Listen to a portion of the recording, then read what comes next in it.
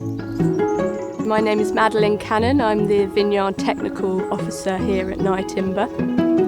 At harvest, you'll find me in the vineyard liaising with the winery team so that we get each individual unique parcel of fruit to the winery.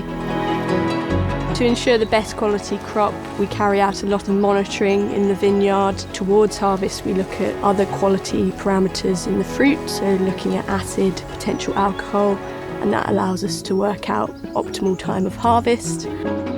As well as the vine health, we look at the soil health, including soil sampling. The most exciting part of the Nye Timber harvest is the culmination of a year's work from all our teams. The stillness in the morning before we start picking is a really special moment. I'm normally on the headlands. We'll have a line of fruit and you actually see that coming out of the vineyard. That's the moment where you're actually seeing all that work pay off. It's those moments when you get that satisfaction, when you know those moments are being rewarded. It's going to be a great harvest.